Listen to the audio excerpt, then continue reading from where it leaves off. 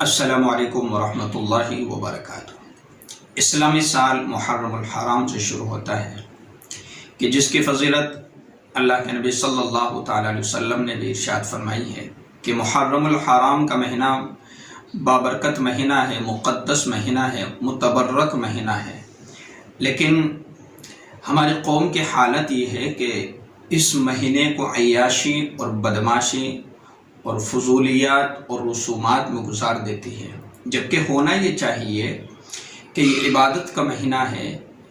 مقدس مہینہ ہے، متبرک مہینہ ہے، احترام والا مہینہ ہے، ادب والا مہینہ ہے۔ تو اس مہینے میں کن باتوں کی طرف ہمیں اللہ اور اس کے رسول نے متوجہ کیا ہے، کن باتوں کا ہمیں خیال کرنا ہے اور کن باتوں کی طرف ہمیں رجوع کرنا ہے۔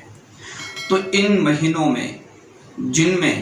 اللہ تبارک و تعالیٰ نے جن مہینوں کو مقدس اور بابرکت قرار دیا ہے، احترام والا قرار دیا ہے، تو ان مہینوں میں بندوں کو چاہیے کہ اللہ کی زیادہ سے زیادہ عبادت کیا کرے،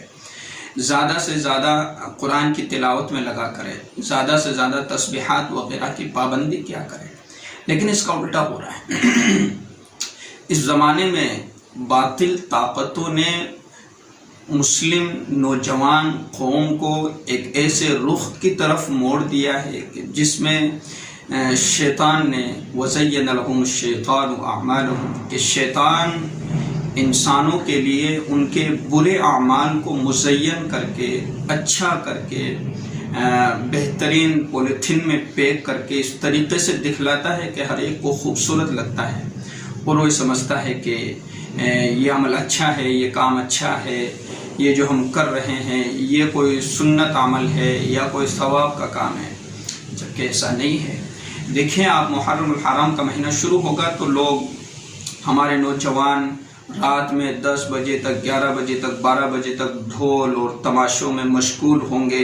جبکہ نماز کی کسی کو فکر نہیں ہوگی۔ ایسی فکر نہیں ہوگی کسی کو کہ بھئی رات میں ہم جلدی سو جایا کرے اور صبح میں اٹھ کر کے فجر کی نماز پڑھ لیا کرے، لیکن ایسی فکر کسی کو نہیں۔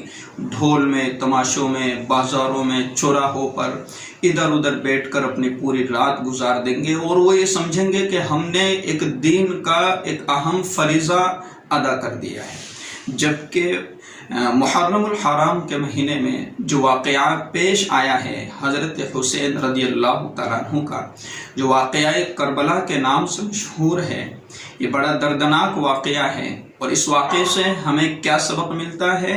اس سبق کو ہم فراموش کر کے، اس سبق کو ہم بھول کر اور ایک عیاشی میں اور ایک غلط رسومات میں، فضولیات میں ادھر ادھر لگ گئے۔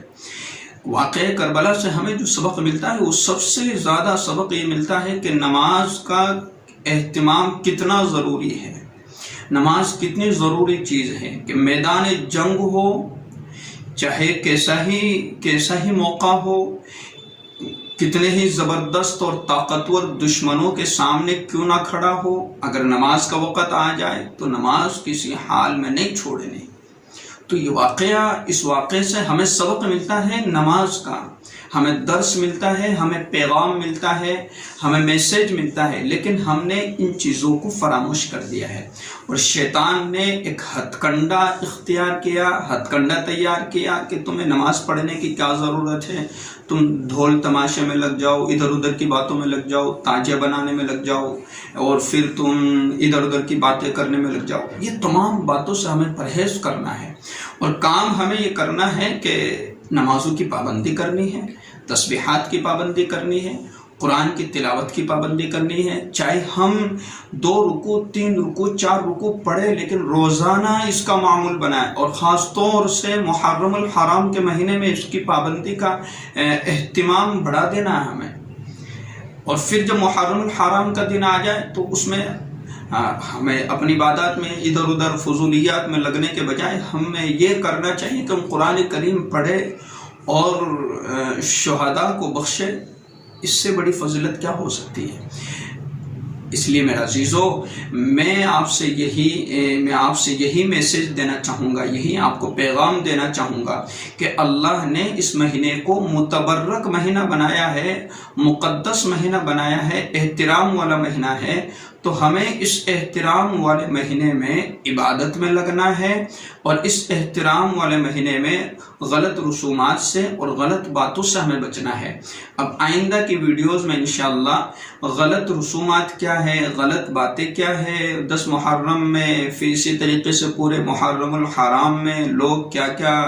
ٹوٹکے اور عمل اور کیا کیا وظیفے کرتے ہیں، ان تمام کے بارے میں انشاءاللہ خلاصہ بیان کروں گا کہ ہمیں کرنا کیا ہے۔ لوگ ہر کسی کی بات میں آ کر کے ہر کچھ بولنے ہر کچھ کرنے لگ جاتے ہیں، تو ہمیں وہ کام کرنا ہے جس کا ہمیں فائدہ بھی ہو، وہ کام کرنا ہے کہ جس پر کچھ ثواب بھی ملے، وہ کام کرنا ہے جو اللہ اور اس کے رسول کو بھی پسند ہو۔ ہم ایسے کام کرنے لگ جاتے ہیں کہ جو نہ اللہ کو پسند ہے اور نہ اللہ کے رسول کو پسند ہے، اور نہ ہماری زندگی میں کوئی خوشحالی ہوتی ہے اور نہ زندگی جینے کا مزہ آتا ہے۔ تو زندگی جینے کا مزہ تب آئے گا جب ہم وہ عمل کریں گے کہ جس عمل سے اللہ بھی خوش، جس عمل سے اللہ کے رسول بھی خوش، اور جو عمل اسلام میں اور شریعت میں جائز بھی ہو، اچھا بھی ہو، پسندیدہ بھی ہو۔